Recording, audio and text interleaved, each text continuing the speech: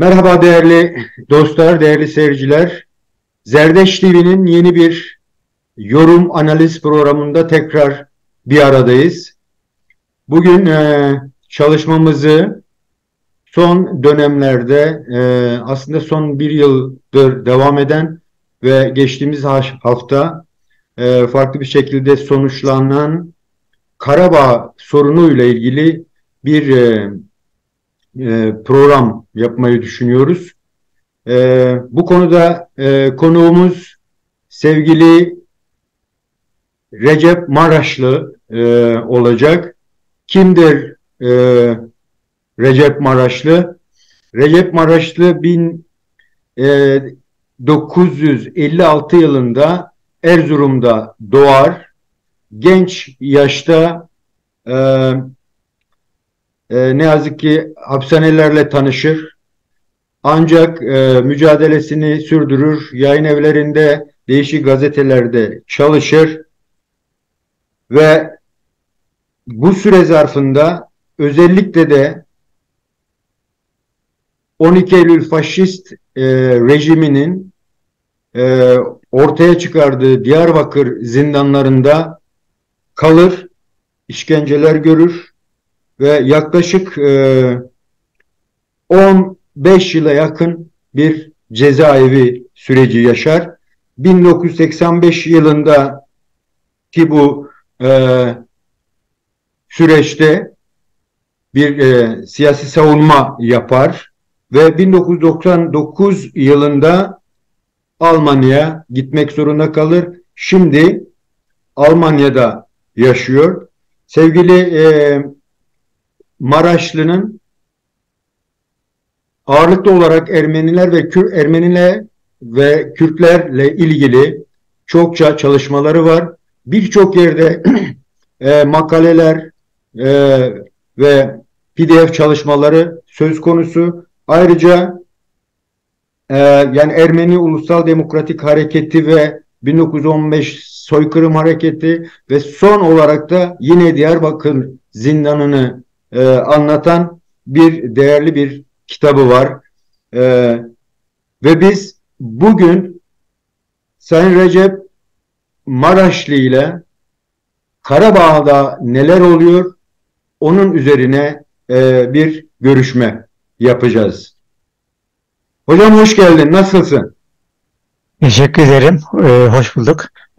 Ben de sizin şahsınızda Zerdeş TV'nin bütün izleyenlerine, şu anda bizi izlemekte olan bütün dostlara selam ve saygılarımı sunuyorum. Davetiniz için de çok teşekkür ediyorum. Aslında bu tür şeylere çok fazla katılmıyorum. Fakat tabii şu anda çok acil, önemli bir konu var ve onunla ilgili hiç olmazsa birkaç kelime etmek, yani bazı dostlara bir takım mesajlar iletmek bakımından iyi olur diye bunu değerlendirmek istedim. Çok teşekkür ediyorum. Umarım yararlı bir programımız olur. Teşekkürler hocam. Hocam bu konuya girmeden önce dilerseniz e, benim muhakkak eksik bıraktığım çok şey var. Yani çünkü anlatılması gereken çok şey var size dair. Ama benim eksik bıraktığım veya kitaplarınıza dair de söylemek istediğiniz bir şeyler var mı? O konuda da düşüncelerinizi alayım. Ondan sonra konu başlığımıza geçip tartışmamıza girelim.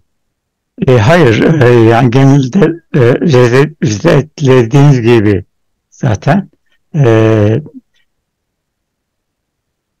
tabii, asıl konu yani Kürdistan Ulusal Kurtuluş Mücadelesi içinde ama onun sosyalizmle, işte sosyalizm mücadelelerinin de bir parçası olarak gören bir siyasi hareket içinde yer alarak bunun tarihsel bağlamlarının her zaman noktadan bırakıldığı, resmi tarih tarafından kaldığı düşünceden hareketle hep tarih alanında incelemek, tarihsel gerçekleri ortaya çıkan bağlamında kendimi böyle bir araştırma alanı seçmiştim. Dolayısıyla Ermeni Ulusal Hareketi, işte Kürdistan tarihinin çeşitli evreleri de böyle gündeme geldi ki buna Pontus'u, işte Astur-Süryanilerin orasları, Merenleri, bölgemizdeki diğer yaşayan halkların e, yaşadıkları milli zulümleri de hep çalışma konusu yapmaya çalıştım. Bunlar çeşitli gazetelerde, dergilerde, işte kitap olarak, makale olarak zaman zaman yayınlandı. Ve halen bu minvalde yazmaya, çalışmaya, e, hem bir şeyler öğrenip hem de öğrendiklerimi dostlarla, arkadaşlarla paylaşmaya çalışıyorum. Teşekkür ederim hocam. Günümüze geldiğimizde hocam bildiğiniz gibi çok üzücü bir süreç yaşıyor. Karabağ, Azerbaycan ile Ermeniler arasındaki 1980'lerde başlayan ancak belki bugün sonuçlandırdığını düşündüğümüz bir süreç yaşandı.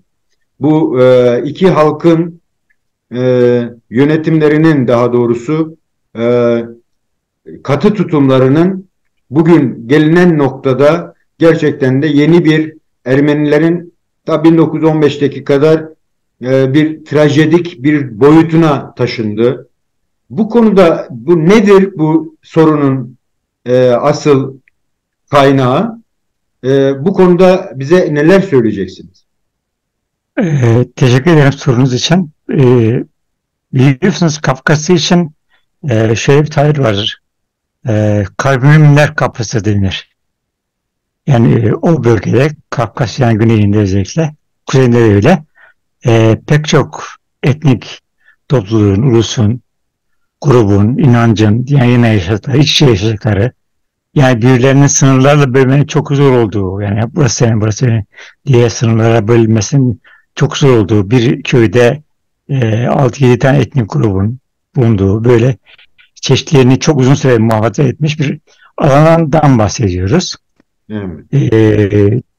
Çok gerilere gitmeyeceğim fakat 1917 Ekim devriminden sonra bu bölgede, yani Güney Kafkasya'da e, ulusların kendi kaderinin tayin hakkı çerçevesinde Güney Kafkasya Federasyonu kurulmuştu 1918 tarihinde. Yani Ekim devrinden bir yıl sonra. Evet. Şu anda birbiriyle çok çatışmalı olan 3 ülke, Gürcistan, Azerbaycan ve Ermenistan, ortak bir devlet kurmuşlardı. Güney Kafkasya Federasyonu diye, ya Transkafkasya Federasyonu Evet. diye. Bu da işte Ekim devriminde ulusların kendi kaderinin tayin hakkı çerçevesince bütün ulusların kendi devletlerini kurabilecekleri, öz yönetimlerini kurabileceklerine dair 3 numara dekretle oluşturmuşlar. Tabii biz tarihi, resim tarihte çok sınırlandığı için aynı dönemde Rusya'nın işgali vardı Osmanlı topraklarında. Yani Birinci Dünya Evet. Savaşı'nın nedeniyle ta Kars, Erzurum, Artvin, Erzincan ve Trabzon'a kadar Rus işgali altındaydı. Ekim devrimi olunca Rusya tek taraflı olarak savaşı bitirdiğini ilan etti ve dedi ki ben işgal edilmiş Rusya'da, Rus Çarlı tarafından işgal edilmiş bütün topraklardan çekiliyorum. Onun yerine bölgenin halkları kendi istedikleri şekilde kendi yönetimlerini de kurabilirler. İstedikleri devlete de katılabilirler. Evet. 1917 tarihi bu. 1918 olduğunda Trabzon'da, Erzincan'da, Erzurum'da, Oltu'da, Kars'ta, Dağlık Karabağ'da, işte Zengezur'da e, bölgesel yönetimler oluştu. Ki bunlara Sovyetler diyebiliriz. Yani konsey yönetimleri, o bölgede kimler yaşıyorsa onların oluşturdukları bölge yönetimleri. Evet.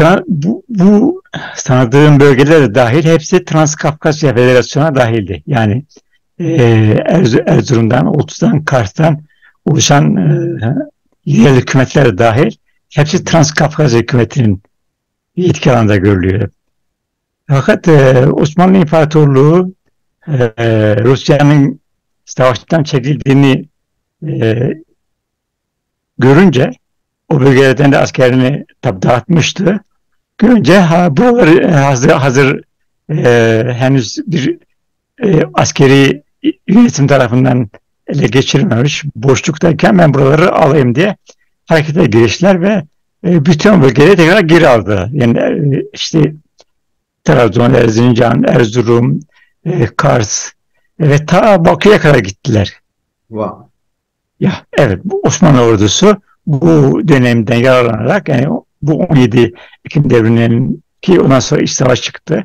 Bu dönemden yararlanarak ordu ta Bakü'ye kadar gitti. Fakat tabii kendi orduları adıyla değil, Kafkas İslam Ordusu adıyla bir ordu kurmuşlardı. Başlarında Enver Paşa'nın kardeşi olan zat vardı. Fakat Osmanlı ordusuna bağlı burada Kafkas İslam Ordusu diye. Bunlar da Bakü'ye, Nahçıvan, işte Zengezur, Bakü'ye gitmişlerdi. Fakat bu arada yine ilginç bir olay oldu. 1918 yılında Osmanlı İmparatorluğu dahil olmak üzere Almanya yenilgiyi kabul etti. Bu sefer işler tersine döndü ve Osmanlı da silahını bırakmak zorunda kaldı. Evet. Ne olacak? Şimdi ellerinde bir sürü yer var. Ruslardan geri kalmış, Rus işgalinden sonra geri kalmış. Diğer yönetimlerde kendileri sahip çıkamadıkları için askerleri yok çoğusunun. Böyle bir ne derler, yönetim anarşisinin olduğu bir dönem. Bu Transkafkasya Federasyonu da yani güçlü değil. Yani orada oluşturmamış, yönetimler henüz çok yeni vesaire. Devlet deneyimleri yok. Dolayısıyla onların da egen olma şartları yok. Böyle bir dönem içerisinde kaotik bir şey. Bu dönem çok iyi bilinmiyor. Yani gürültüye getirilen ama çok önüne durması gereken bir şey. Mesela biz de Erzincan Sovyeti'ni de örnek göster. Erzincan'da kurulan 3 aylık bir yönetim vardır. İşte Kürtler, Ermeniler ve Türklerin birlikte oluşturdukları bir yönetimdir. Ortu'da vardır. Şimdi böyle bir yönetim. Kars Şurası ki Kars bağımsız devlet ilan etmiştir kendisini. Kars'ta da öyle yönetim vardır. İşte Pontusların olduğu Trabzon'da da böyle bir yönetim vardır. Bütün yönetimler teker Osmanlı tarafından tekrar ilhak edilmişlerdir, ele geçirmişlerdir ve eski yönetimini almışlardır. Fakat Rusya'nın eski egemenlik alanı olan yerler biraz karışıktı durum. Yani tam istenildiği gibi olmadı.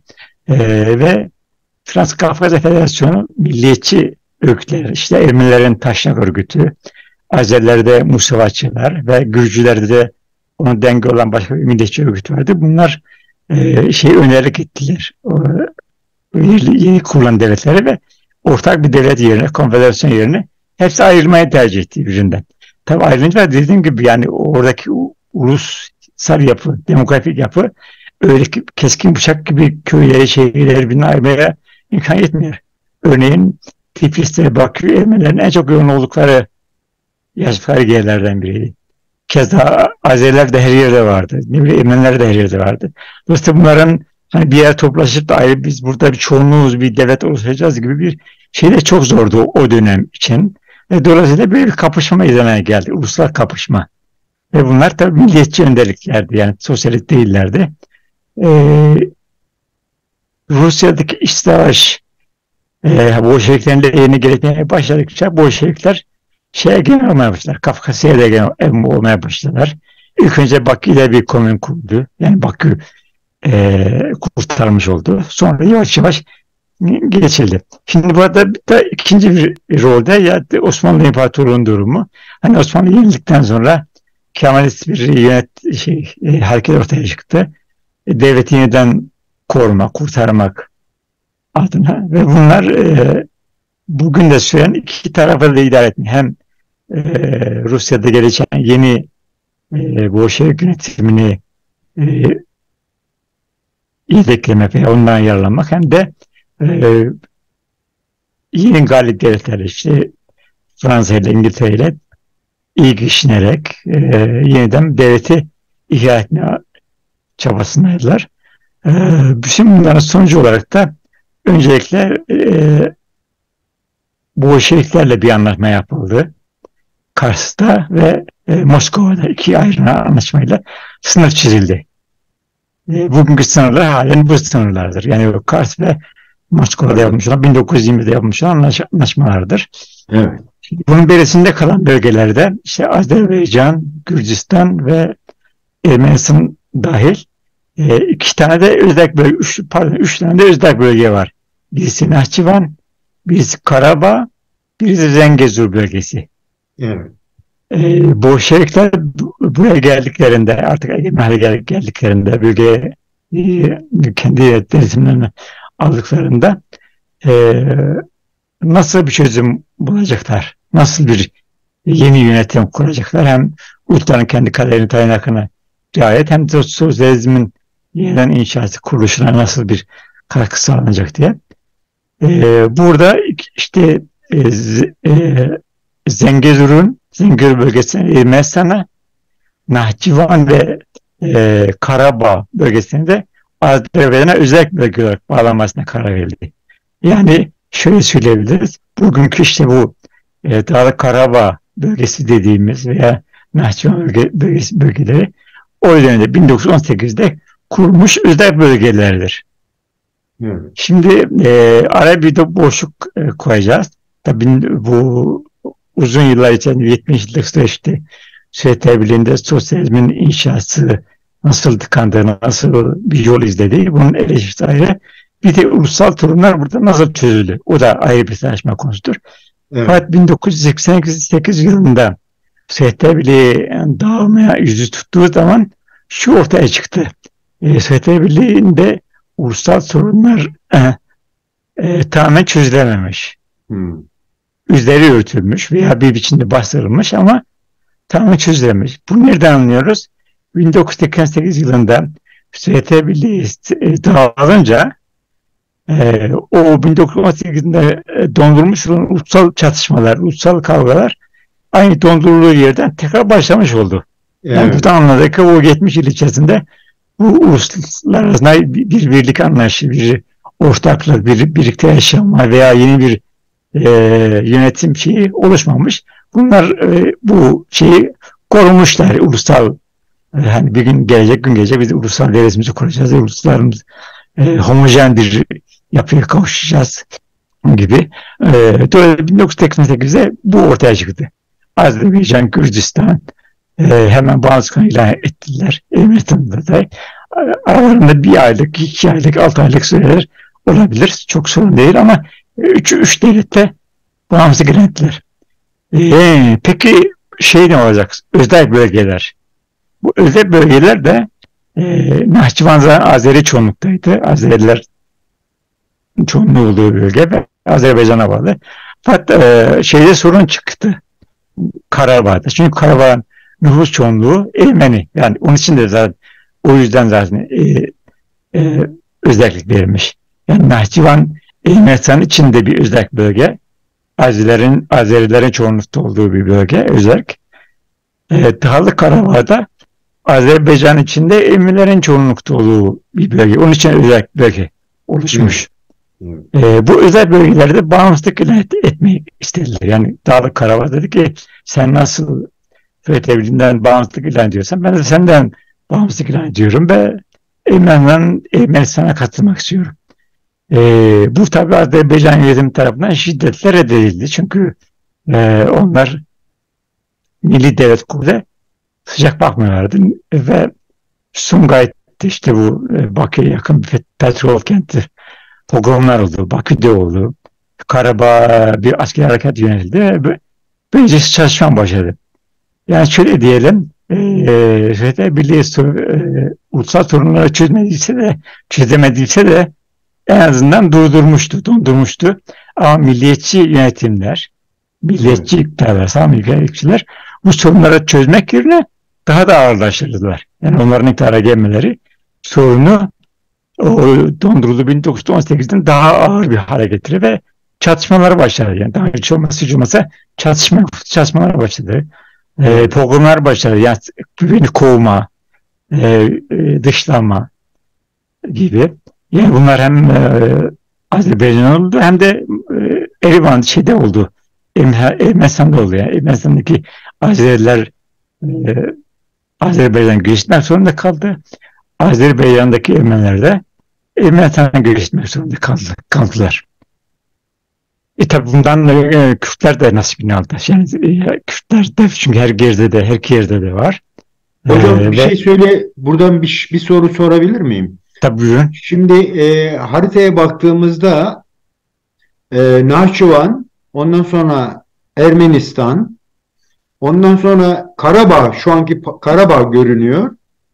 Da aynı Özellikle şekilde İslam Suriye orada gibi yani. çünkü Kürtlere de bir muhtariyet gibi bir şey Evet. verilmişti o O da süreçte de onu 1921 yılında söyleyecektim. 1921 yılında Azerbaycan Dağlık Karabağ ile Ermenistan arasında Laçin, Kelbecar ve Kubatlı üç tane Evet. ilçe diyeceğiz. Yani ilçe İlçe. büyüklüğünde, Ya. büyüklüğünde bir yer.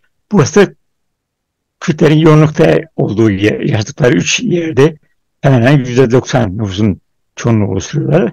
Dediler ki madem herkesin özelliği var, Kürtlere de özelliği. 1921 yılında Evet. bu üç bölgeye Kızıl Kürdistan adıyla özellik verildi. Ve Azerbaycan'a bağlı ama. Evet. Özel bölge ama Azerbaycan'a bağlı. Bu 6 yıl sürdü. Yani 23'te başladı. 29'da. 29'da sona erdi. Evet. 29-23'te ilan edildi. 6 yıl sürdü ve 6 yıl sonra ya buna gerek yok falan. İleride merkez komiteyle yazışmalar işte Azerbaycan merkezinin yazma vesaire böyle bir idare taksimatı gerek yok diye lağvedildi. Evet. Ta ki Peki 1988'e kadar. 1988 1988'e 90 sürecinde. geldiğinde Hı hı. Moskova'da bir Kürt konferansı toplanmıştı. Nadir Nazirov rahmetli. O zaman dedi ki ya şimdi herkes kendi söylediği bir dağıldı. Herkes kendi yerini kaderi tayin ediyor. Ama bizim de bir bölgemiz vardı. Böyle bir Kızıl Kürdistan diye edilmişti. Bu ne olacak? Hı hı. İlk defa o gündeme getirdi. İkinci olarak da bu Karabağ meselesinden dolayı Azerbaycan'la Ermenistan arasında savaş çıkınca Ermenistan bunu gündeme getirdi. Dedi ki ya burada bir Kızıl Kürdistan vardı. O halde madem siz hani şeyi kabul etmiyorsunuz, Karabağ'ın özel yönetimini kabul etmiyorsunuz ama siz şeyi de ortadan kaldırmıştınız Kızıl Kürdistan'ı. Biz Kızıl Kürdistan'ı destekliyoruz diye Kızıl Kürdistan meselesi yeniden gündeme geldi böyle 1988'den Hı hı. 1991'e kadar. Fakat Kızıl Kürdistan'ın şöyle bir talihsizliği var. O bölgenin şöyle bir talihsizliği var. Bu geçen süre içerisinde nüfus epeyce azalmış. Yani işte Kürtler Kazakistan'a göç etmişler, işte hani büyük kentlere göç etmişler. Kırsal nüfus bayağı azalmış.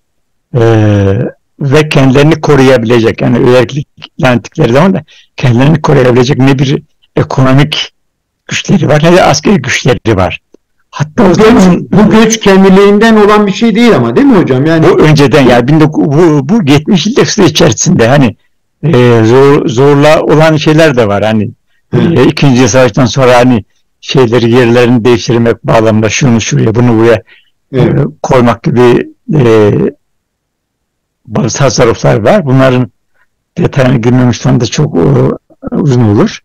hı, Ama daha çok ekonomik zorluklar. Yani hı, kendi geçim bulmak anlamında böyle bir erozyona uğramıştı bu Kızıl Kürdistan denen bölgedeki şey.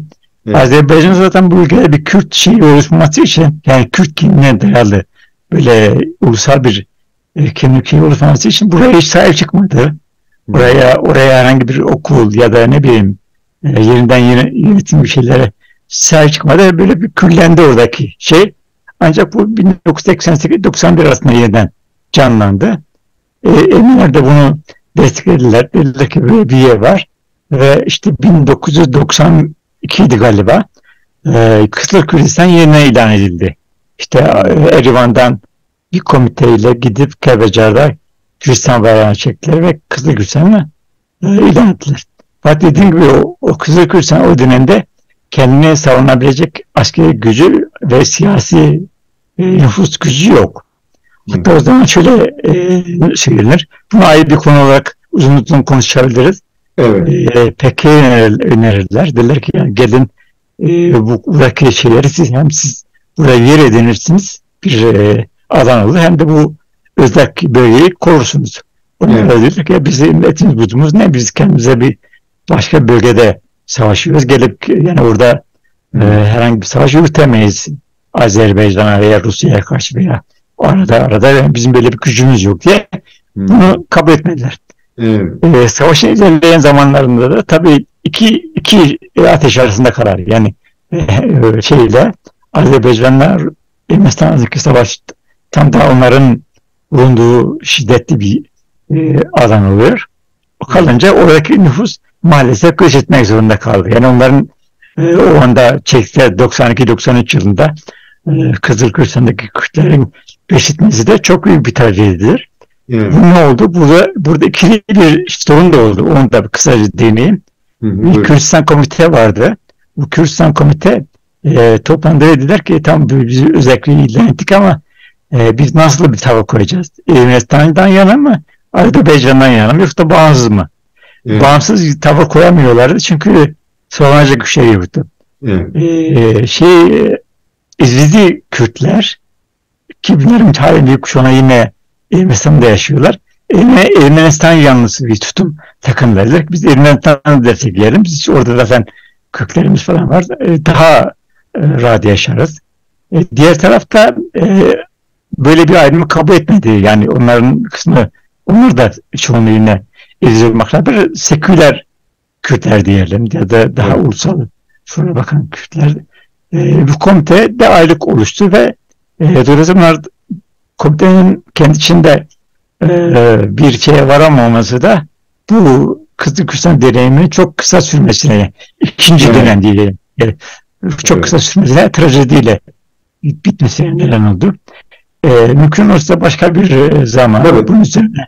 Tamam hocam, evet belki bunu... Dolayısıyla bu yönetim yani birinci kez 6 yıl sürmüştü. İkinci kez bir yıl bile sürmedi. Arada oldu. Yok oldu, kayboldu diyelim. Evet. Bu savaşta yani Birinci Karabağ Savaşı'nda Asyalı'nın çok büyük rolü var. Asyalılar o zaman uluslararası düzeyde terör örgütü olarak kabul ediliyordu. Filistin'deydiler, izin veriyorlardı. Ama onlar kendilerini feshettiler ve Karabağ Savaşı'na aktif olarak katıldılar. Diyebiliriz ki Karabağ, yani 1988-93 yılındaki Karabağ Savaşı'nın çok büyük oranda galip biçimde bitirmesinin nedeni Asyalıların burada yerle savaş yürütmüş olmasıdır. Yani bu önemli bir başarı teşkil etti Karabağ Savaşı'nda ve Karabağ'ın yeniden bir devlet oluşması, işte aradaki bağın kapanması, yani bir yer kapanması. Çünkü Karabağ'a dahil olmayan 5 tane de bölge işgal edilmiş oldu bu savaşta. Yani Azerbaycan'a dahil olan, Azerbaycan'ın ilçesi olan ki bunların 3 tanesi Kızılkürtistan'a ait olan bölgelerdir. 3 tanesi de Azerbaycan'ın diğer bölgeleridir. Bu savaşta Ermenilerin eline gitti. Karabağ'ın bir kısmı Azerilerin eline geçti.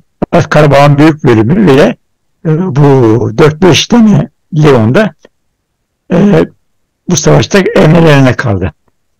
Tabi ateşkesle Azerbaycan yeniliği kabul etmek zorunda kaldı 93 yılında. Sorun çözülmesi için Avrupa İşbirliği Teşkilatı AGİT, MİSK grubu oluşturdu ve bunlar görüşmelere başladılar. Bu 30 yılda sürüyordu. Yani bu de facto durum 30 yıldır süren bir durum. Yani durum.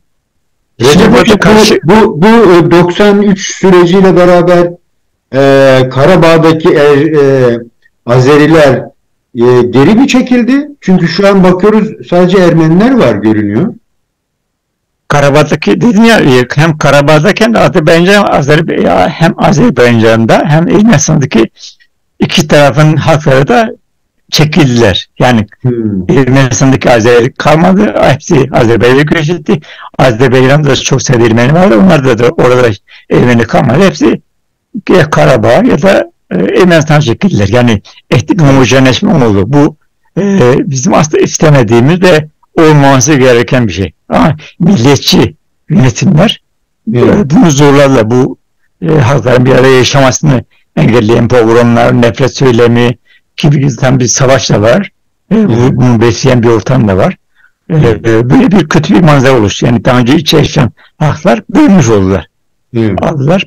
Karabağ'ın da büyük bölümü Ermeniydi ama Azeriler de Kürtler de yaşıyorlardı. Hatta Ruslar da var. Yani Rus topluluklar da var. Çerkezler de var. Yani şeyleri. Hepsi Evet. işte böyle homojenleşti. Yani ulusal devletimizi kuruyoruz Gibi. şeyinde, tırnağı içerisinde.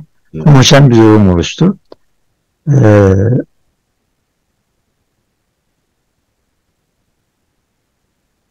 işte bu şeyde yani 2023 sürecine geldiğimizdeki durumda 30 yıllık durumda böyle bir defakto durumdu oluşmuştu. Çözülemiyordu bir türlü. Yani pazarlıklar sürüyordu. Ermenistan dizi diyordu ki Azerbaycan Dağlık Karabağ'ın özellik statüsünü kabul etsin veya bağımsızlığını kabul etsin. Biz de Azerbaycan'dan ekstra aldığımız o 5 bölgeyi boşaltalım. Hocam Azerbaycan bunu kabul etmiyordu. affedersiniz. Yani, Bu defakto durumu ortaya çıkaran herhangi bir sözleşme, herhangi uluslararası bir ateşkes, sadece ateşkes. sadece Rusya'nın da aracı olduğu bir ateşkes. evet, Rusya arabulucu oldu. Çünkü Rusya bu konularda eski topraklar olduğu için her tarafa egemen. Yani Rusya araya girmeden olmuyor zaten. Barış gücü evet, koydu araya. Yoksa savaş sürecekti, araya girdi ve böyle bir durum oluştu. Yani siz anlaşıncaya kadar. Hatta Rusya'nın burada tabii büyük devlet politikaları tartışalık de böyle devlet politikaları bu sürüncemede kalırsa hem Azerbaycan'ı hem de Ermenistan'ı idare ediyor. Yani evet, bu konu iki tarafın uzlaşmasını istemeyen ama çözülmesini de e, engelleyen bir şeyle son olarak kalan her iki tarafı da şantaj mantığını da kullanan bir yol izliyordu. Minsk grubu oyalamaydı işin doğrusu. Yani yılları yapı toplanıyorlar. Herhangi bir çözüm olmadan dağılıyorlar. Şimdi bu yeniden neden alevlendi bu konu? Yani bu nispeten stabil durum yeniden alevlendi. Birinci neden Ermenistan'da hani turuncu devrim denir ya, Gürcistan'da oldu. yeah. Bazı şeylerde oldu. Batı yanlısı bir yönetim iktidara geldi. Daha önceki yönetimler katı Rus yanlısıydı. Milliyetçi, muhafazakar yanlar güçlüydü. Hatta daha şöyle milliyetçilerle ittifak eden, koalisyon yapan şeylerdi. Ama bu yönetimler de aynı, yani Rusya'yla şöyle yakın bağlar var ama içerideki yönetim şeylerde işte bildiğiniz bu hani post-Sovyet yönetmen var. Yani Özbekistan, ne bileyim işte Tacikistan, oralarda gördüğümüz şeyler gibi böyle oligarşik bir yönetim ve yolsuzluk, işte kayırma, ne bileyim şey yapan bir yönetimdi. Halk da bunlara illallah demişti ve dolayısıyla bunların gitmeleri de böyle bir hakkın da desteğiyle şey oldu. Fakat Rusya bundan memnun olmadı. Yani kendine yüz bağlı bir yönetim gidip böyle daha çok Batı yanlısı, Avrupa yanlısı bir yönetim gelmesiyle şey oldu ve kaçmaya başladı. Yani siz Rusya ile bağlarınızı gevşetiyorsunuz, Batı'ya yöneliyorsunuz, Avrupa ile işbirliği veya entegrasyon şeyleri falan gündeme getiriyorsunuz. Biz de Karabağ ısıtırız gibilerden. Karabağ meseleleri yeniden ısınmaya başlandı. Biliyorsunuz bir de ayrıca gene aynı yıllarda Rusya'nın Türkiye ile işbirliği var. Hem Suriye'de işbirliği var. Bu işbirliğini bir de Kafkasya'ya taşıdılar. Yani Bu Minsk grubu dedikleri veya hayır, Minsk grubu tamamen bir şey, yani bir diplomatik görüşme tuzağı. evet, Rusya var, Azerbaycan var, işte Avrupa'dan Almanya, Fransa var. Böyle devletlerin usulü bir diplomatik grup. Bununla ilgisi yok yani.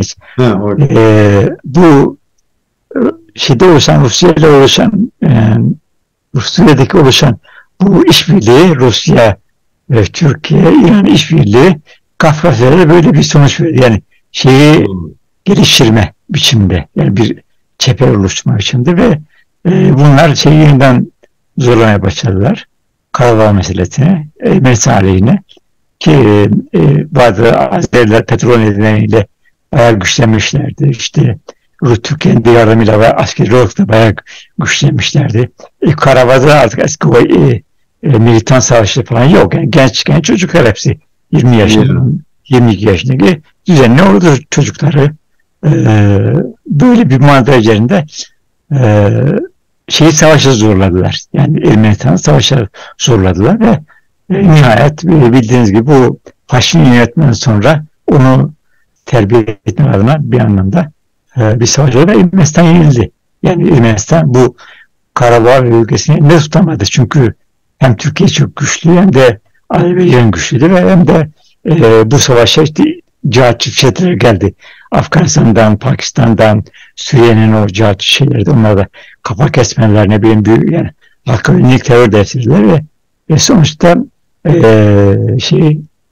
Paşinyan yönetimi şartları kabul etmek zorunda kaldı. Hani tümüyle kaybetmektense işte biz Dağlık Karabağ Ermenistan'la bir koridorla bağlı olsun, Nahçıvan'da bir koridorla Azerbaycan'a bağlı olsun. İşte biz de eski işgal edilmiş şeylerden çekilelim.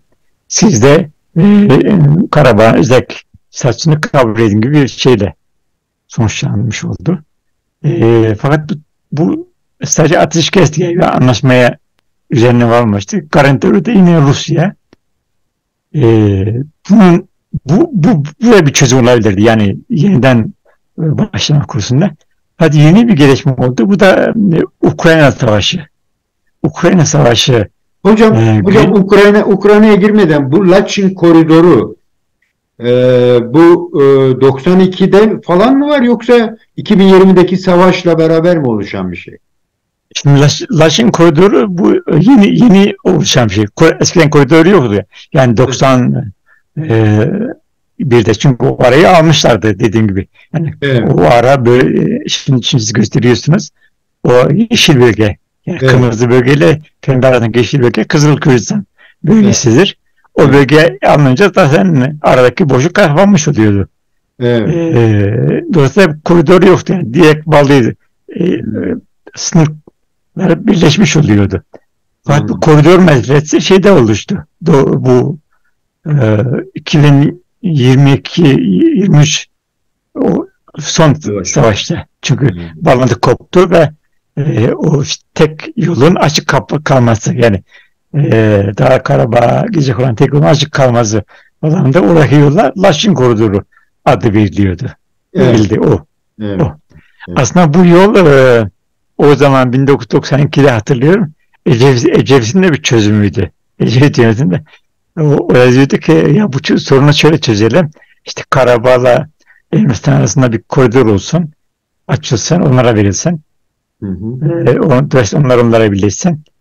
Azerbaycan'la da Nahçıvan arasında bir koridor oluşsun. O da bağlansın. Azerbaycan'a bağlansın. Böylece bu iş çözülsün gibi bir çözüm atmıştı ortaya o zaman. Gibi yani Türkiye'nin Kıbrıs'ıyla Azerbaycan, Ermenistan'ın bir Kıbrıs'ı gibi bir şey olmuş aslında. Evet. Öyle bir görüntü veriyor. Dolayısıyla haklı olarak da farklı tabii Kıbrıs'ta Türkiye'nin Türk özel bölgesi yoktu ama yok, evet. Özel bölge var. Ta 18'den beri olan bölge. Evet. Şimdi bu işte Ukrayna savaşı şöyle bir etki yarattı. Batı, yani hem Amerika hem de Avrupa Rusya'yı sınırlandırmak için bu savaşı destekliyor. Yani sınırlandırmak, orada tutmak Rusya'yı. Fakat geçen yıl şöyle bir karar alındı. Roma Mahkemesi, Lahey Adalet Divanı Putin'i savaşçısı ilan eden ve bulunduğu yerde yakalandığı zaman da Lahey Adalet Divanı'na teslim edilmesini öngören bir karar aldı. Şimdi Ermenistan da hani Batı'yla entegrasyon içerisinde olan bir devlet olarak Lahey Adalet Divanı'nı uluslararası yargılama etkisini tanıyor. Öyle bir karar imza attı. Ve bu son kararda, yani Lahey Adalet Divanı'nın kararında tanıması gerekir. Tabii büyük bir sorun. Yani Ermenistan her şeyde Rusya'ya bağımlı. Son meselede de Rusya'ya gitmese kim bilir nereye kadar gidecekler şeyler. Dolayısıyla Rusya'yı böyle karşıya alabilecek bir hamleyi yapmakta çekindiler. Fakat aynı zamanda Batı'nın da bir şey olacak. Şimdi buradaki kritik konulardan biri işte bu Ermenistan'ın Batı'ya entegrasyonu bağlamında bu yargı etkisini tanıyıp tanınmaması konusuydu. Fakat yönetim bu konuda çok radikal bir şey aldı. Ermenistan yönetimi. Dedi ki biz bu şeyi tanıyoruz. Mahkemeyi tanıyoruz ve onun kararını da tanıyoruz.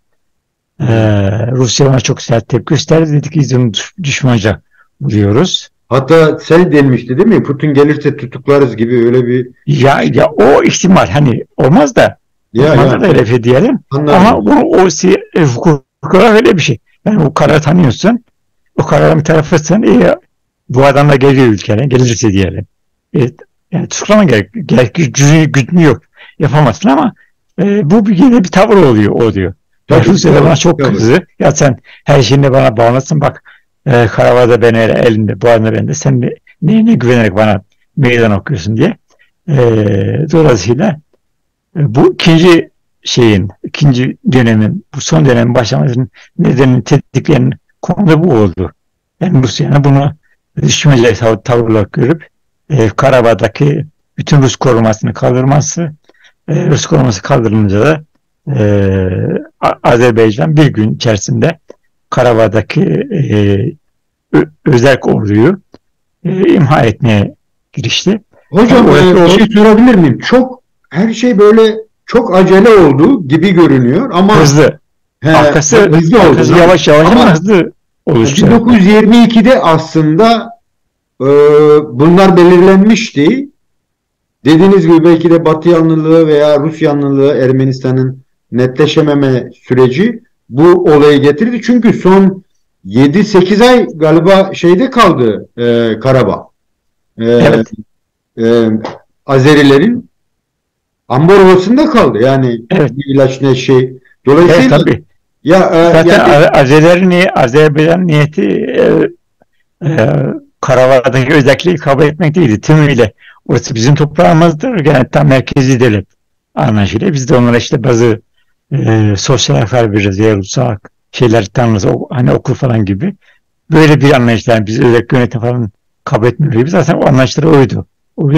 Bunun için de yaptılar. Yani halkı yıldırmak bakımından 9 aydır 10 aydır süren bir abluka yaptılar.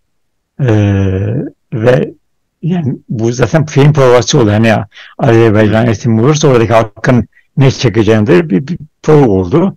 Ve çok büyük bir yoksulluk çekildi. Hiçbir uluslararası şeyi dinlemedi vesaire.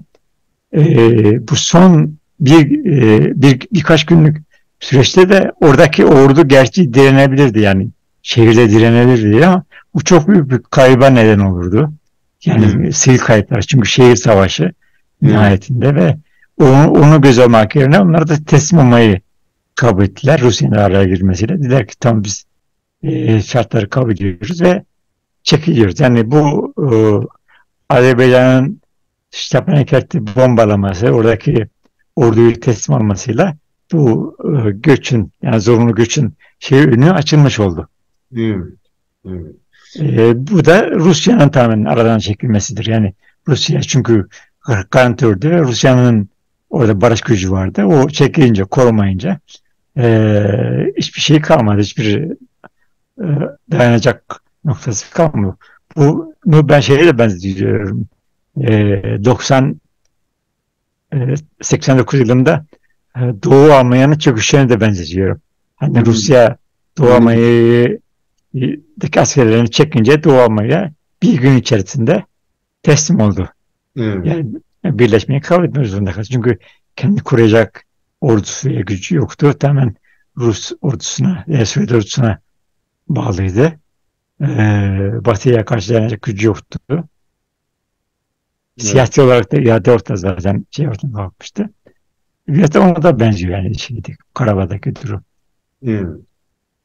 Yani dolayısıyla şöyle sonuçlandırayım ben durumu.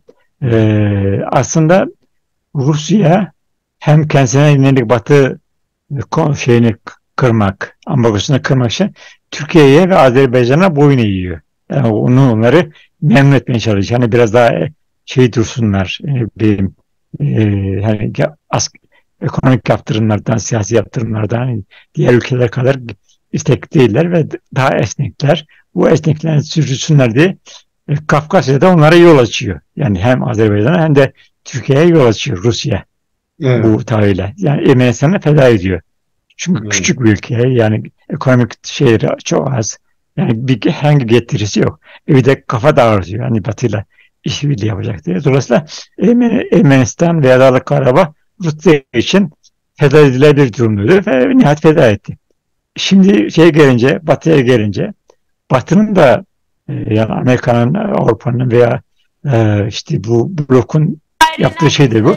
Rusya'yı Early Rusya'yı September, Evet. Kafkasya üzerinden de kuşatmak için, ki bu e, e, Türkiye Cumhuriyetlerin de hani bir yolla bağlanmasını, Batı'ya bağlanmasının da bir yolu. İşte Tacikistan, Özbekistan, Kazakistan, belki oradaki devletlerin de yani Rusya'ya karşı daha kafalarını dikleştirmeleri bağlı bir şey olur. Batı da bunu Türkiye ile Azerbaycan ortaklığını destekliyor. Yani şu anda hem Batı hem de Rusya Ermenistan'ın şeyini korumak bakımından şeyi tercih etmiş durumdalar. Türkiye ve Azerbaycan'ı tam memnun etme ve kendi safına çekme bağlamında bir konsensusa varmışlar. Yani bu oturup anlaşılır bir şey değil ama iki tarafın çıkarları bu ortaklığı beslemeyi gerektiriyor. Yani bu gerek şeyde olsun, Güney Kürdistan'da, işte Suriye'de, Irak'ta ve Güney Kürdistan, Rojava ve işte Güney Kürdistan bölgesinde olsan, gerekse Kafkasya'da olsan, Türkiye'nin yeni Osmanlıcı ve Turancı şeylerine bir alan açıyor. Her iki tarafın politikası da. Ben böyle tehlikeli bir süreç görüyorum. Bunun ilk kurbanı da yine 1915'te olduğu bir ilk kurbanı Ermeniler oldu. İkinci kurbanı da Kürtler olacak gibi görünüyor. Yeniden. Şimdi tam bu bağlamda Birleşmiş Milletler'le ilgili belki bir şeyler söylememiz lazım. Aslında demek ki 2022 yılında Ermenistan'ın savaşı kaybıyla belirlenen bazı şeyler var. Son dönemde de tabii o özerk yönetimde dediğiniz gibi gücü yetmediği için yetse bile birçok kayıplara sebep olacağı için bir anlamda teslim oldular. Yani Evet. dolayısıyla şimdi o parçalar aslında 1920'de belirlenmiş olan özerk bölgelerinde bir anlamıyla sonuna gelinmiş oldu. Sadece Karabağ, Nahçıvan duruyor. Nahçıvan yani bütün bu savaşlarda Ermenistan, yani Nahçıvan Ermenistan'ın içinde olmasına rağmen Ermenistan hiçbir zaman Nahçıvan'a saldırmadı ve talep de etmedi diye. Çok ilginç. Evet.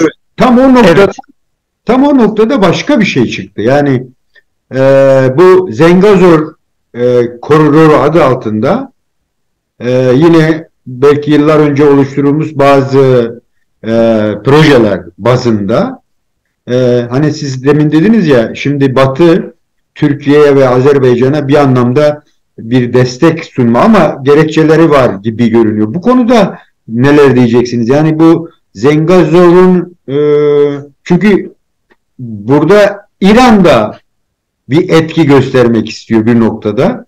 Önerileri var vesaire. Bu konuda neler diyeceksin? İran tabii bu konuda rahatsızdır. Çünkü bu koridor sonuçta NATO koridorudur.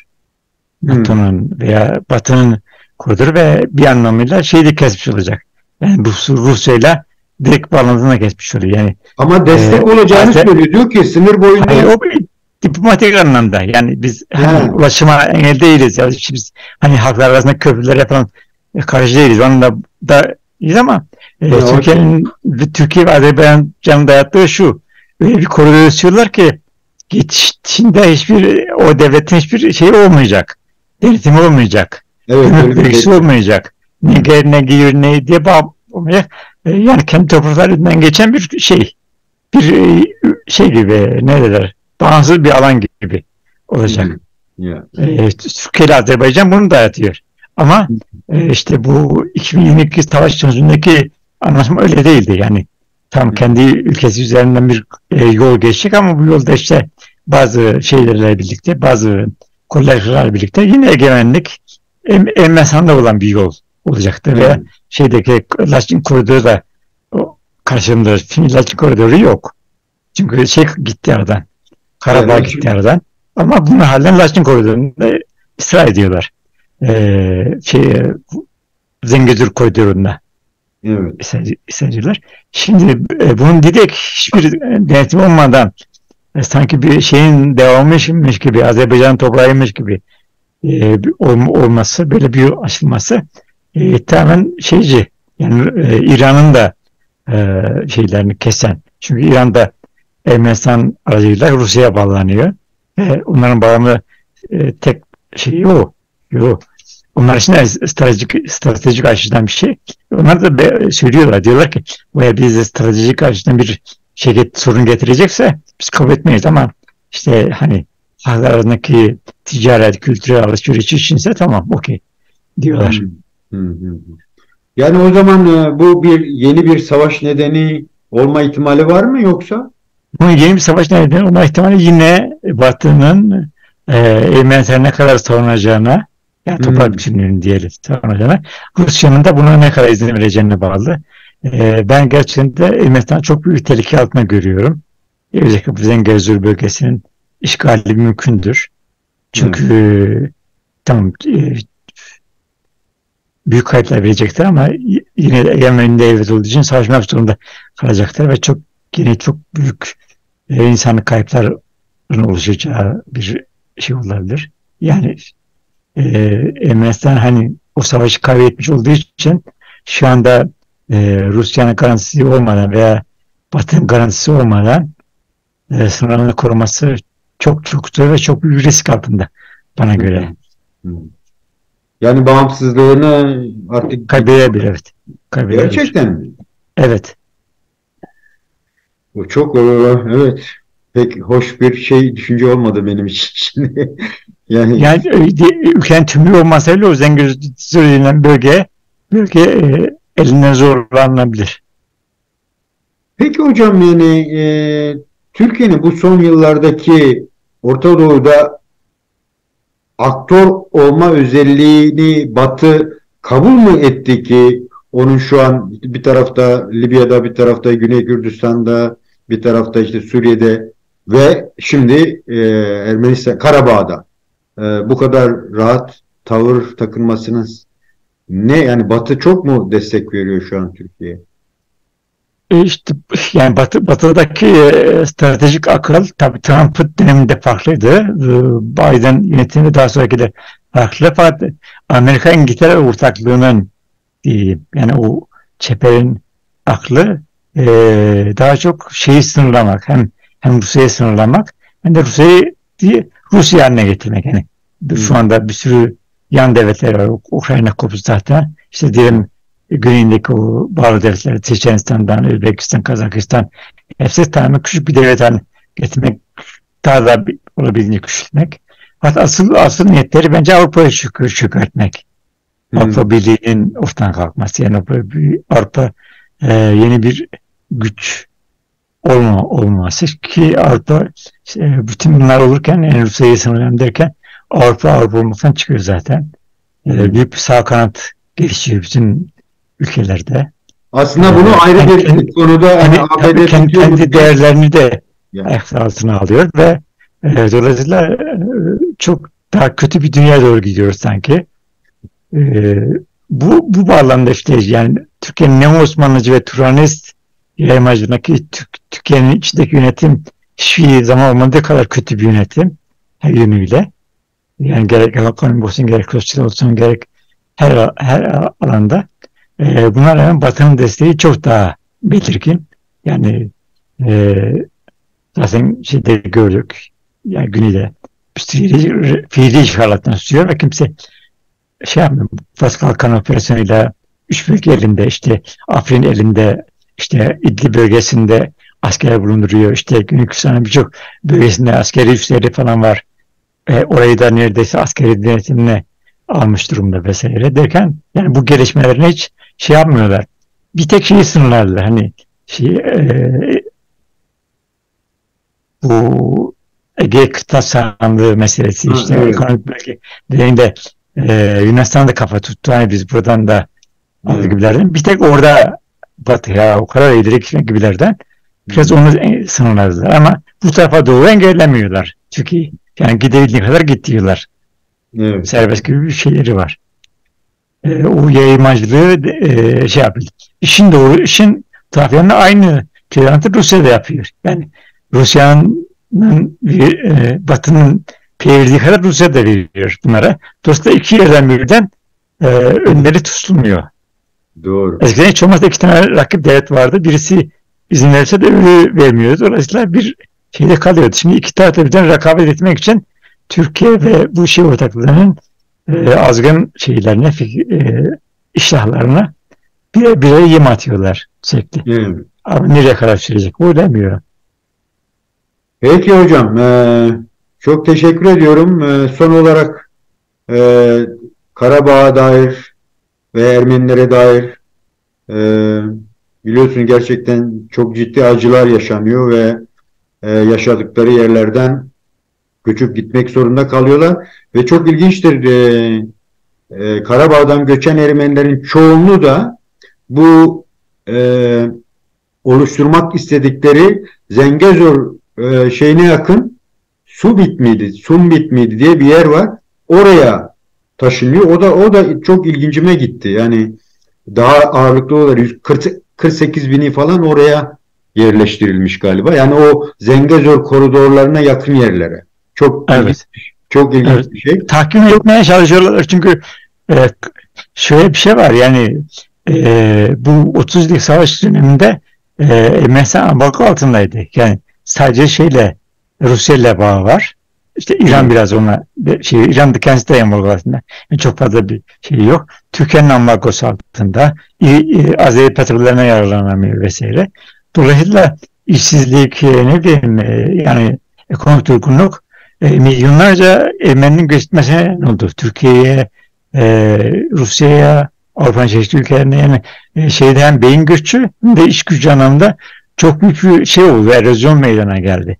evet, Ki bunun büyük kısmı kırsal bölgeler. Şimdi dolayısıyla Dağlık Karabağ'dan gelen nüfusun bu boşalmış kırsal bölgelere hani hem yer anlamında hem de bağlamında yerleştirilmesi belki onların da olabilir. E, Benim şimdi burada yani hem birey olarak hem de e, izleyicilere vermek istediğim mesajım şu olur.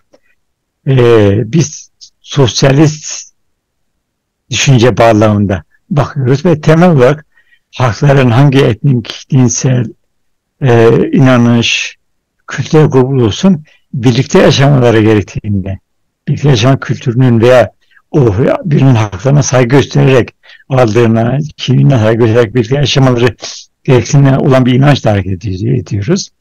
Beri yanında öz yönetime de saygı gösteriyor. Yani halklar kendi kendini nasıl istiyorlarsa öyle idare etmeliler. Şimdi yani şöven milliyetçiliğin sebep olduğu acılar, o 1990'lı yıllardan beri olan işte, pogromlar, ne bileyim, sürgünler, soykırım şeyleri vesaire. Bunların hiçbirini onaylamamız mümkün değil. E, Dolayısıyla nereden yapılmış olursa olsun tamamen bu şeye karşıyız. Birinci. İkincisi birlikte yaşamaktan yanayız ama bunu sadece söylem yetmiyor.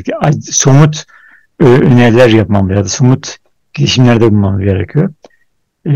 Bu bağlamda Karabağ'ın özelliğini, Arçak bölgesinin diyelim, özelliğini, kendi kaderini üzerine sağlamamız bana çok önemli bir ilkesel tutum olarak meydana geliyor.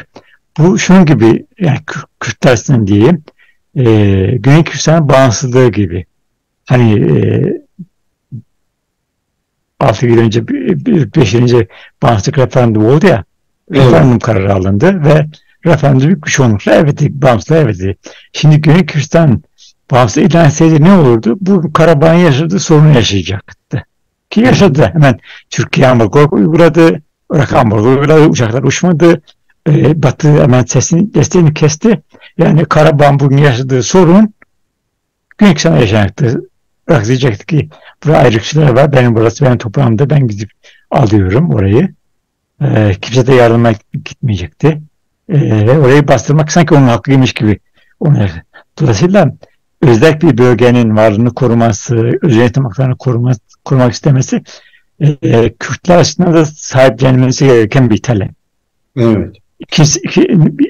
Bir bize benzerliği nedeniyle. Yani bizim de böyle sorunlarımız var. Rojava'da var, işte Güneydoğu'da var. Bir de mesela Kosova da öyle. Yani Yugoslavya'nın bir özel bölgesiydi. Özel bölge olmasına rağmen bağımsızlık ilan etti. Hani bağımsızlık ilan etmek sadece devletlere has bir şey değil. Özel bölgeler de bağımsızlık ilan edebilir ve tanınabilirler de. Kosova nihayet öyle oldu ve şu anda bağımsız bir devlet olarak tanınıyor.